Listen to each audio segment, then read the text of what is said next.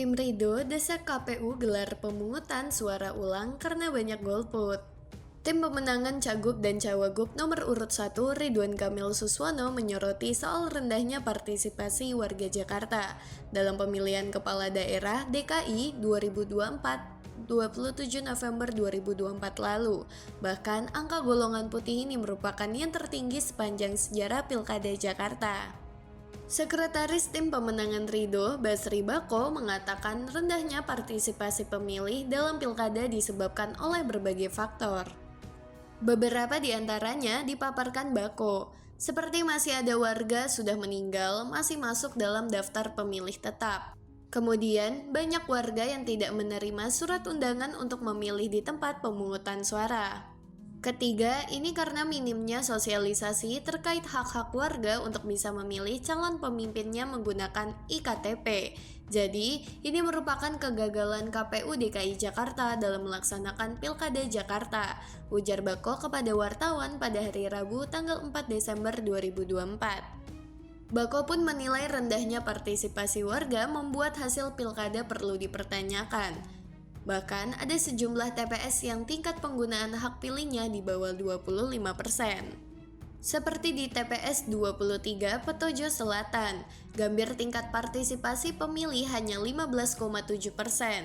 Kemudian TPS 16, Semper Barat dan TPS 138 Penjaringan tingkat partisipasinya masing-masing 21,33%, ungkapnya.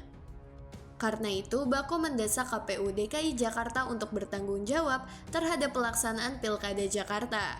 Bentuk tanggung jawabnya dengan menggelar pemungutan suara ulang di TPS yang memiliki tingkat partisipasi rendah.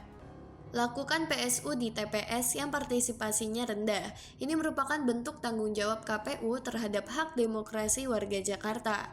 PSU dilakukan di TPS yang ada warga melaporkan kepada Bawaslu dan TPS yang partisipasinya di bawah 40%, katanya. Sebelumnya diberitakan Komisi Pemilihan Umum DKI Jakarta mengakui turunnya jumlah partisipasi pemilu pada Pilkada 2024 dibandingkan Pilpres 2024. Anggota KPU DKI Jakarta, Astri Megatari, menjelaskan angka partisipasi warga Jakarta yang menggunakan hak pilihnya pada hari pencoblosan pilkada pada hari Rabu tanggal 27 November 2024 tidak sebanyak saat pencoblosan pilpres pada hari Rabu tanggal 14 Februari 2024. Jadi terkait hal ini memang tentunya kami akan melakukan evaluasi lagi mengenai program-program kegiatan sosialisasi yang sudah kami jalankan, kata Astri beberapa waktu lalu. Dia mengeklaim sudah melakukan sosialisasi semaksimal mungkin kepada warga Jakarta agar bisa berpartisipasi pada hari pemungutan suara. Berbagai cara sudah kami lakukan, lebih dari 100 titik kami sudah lakukan sosialisasi ke komunitas, ke ormas, kemudian juga selain itu kami juga lakukan sosialisasi ke sekolah, ke kampus untuk pemilih pemula dan pemilih muda, tutur Astri.